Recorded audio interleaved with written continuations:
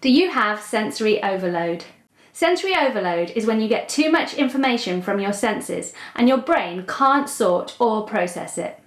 Anyone can experience it, and triggers are different for different people.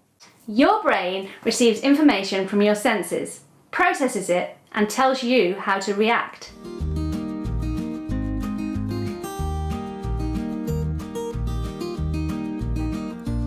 When your brain receives competing sensory information, it can struggle to interpret it. It then sends your body the message that it needs to get away from some of the sensory input. Your brain feels trapped by the input and starts to panic. Here are 5 symptoms of sensory overload. Number 1, difficulty focusing. Number 2, extreme irritability. Number 3, restlessness and discomfort. Number 4, feeling overly excited. Number 5, a higher level than usual sensitivity to sensory input. Sensory overload is more common for people who generally experience difficulties with sensory processing. So let's talk about that. What are our senses?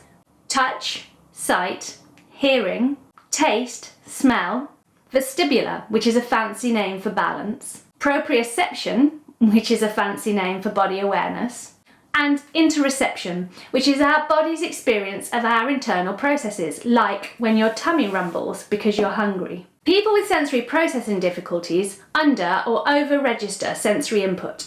It can be a combination for different senses. So, for example, you might under-register your hearing and over-register your sight. And you can experience change in that profile. So one day you might under-register on hearing, and the next day you might over-register on hearing, which can make life a little bit complicated. For people with sensory processing difficulties, sensory overload is common and can make accessing life quite challenging. Here's an example of when I experienced sensory overload. Many years ago, before I knew I was autistic and when my eldest child was only 2, I took her to meet a friend into the city centre where there was a science festival for children. There were lots and lots of stalls all set out with various science exhibitions and science experiments to try and lots of hands-on stuff for the children. It was also extremely crowded. Every stall was packed shoulder to shoulder with people competing to look at the displays and try the activities. It was noisy, it was hot, it was busy. And I tried to focus on my child, but I was also with a friend, so I was focusing on conversation with her. I was focusing on her child, my child, the exhibition, the other people, and my senses went, no, we can't do this. And I started to cry and started to freak out. I felt completely overwhelmed, what I would now describe as a meltdown, and I didn't know what to do. I couldn't get myself out of the situation. I was in charge of a child. It was a lot. Luckily, my friend, who's still my friend now, knew exactly what to do. Despite not knowing anything about autism or sensory processing, she knew that I needed to be somewhere quieter. So she took me away with our children to somewhere where there was nobody else, and we spent half an hour just sitting and calming down, and I felt much better. Now I understand the anxious feeling that builds and builds and builds due to sensory overload and eventually ends with a shutdown or a meltdown. When I'm feeling overloaded, I'm not able to identify that I'm feeling overloaded, let alone do anything to help myself. These are the times where in the past I might have reacted to that anxious feeling by choosing an unhealthy coping strategy like overeating, running away, or destructive behaviour. So let's learn together, what could I do instead? Or how to avoid sensory overload and what to do if it happens anyway. Here's some tips for how to avoid sensory overload. A sensory diet. A sensory diet means meeting your sensory needs in a consistent, planned, continuous way. For example, if you have a need to fidget, you would plan fidget time and fidget activities into your day every day. You might think, every day when I watch TV, I will use my sensory putty and fidget. Sensory diets are really helpful for people with sensory processing difficulties, and they don't need to be complicated or difficult to plan. I'm going to make an entire video dedicated to sensory diets soon, so if you're not already subscribed, now would be a good time to hit that subscribe button so you don't miss that video. Plan for your sensory needs. Do a sensory assessment of your home, school, workplace, friends' houses, anywhere that you might visit. Ask yourself questions to find solutions. Will it be too noisy? Take ear defenders, headphones or earplugs. Will it be overwhelmingly smelly?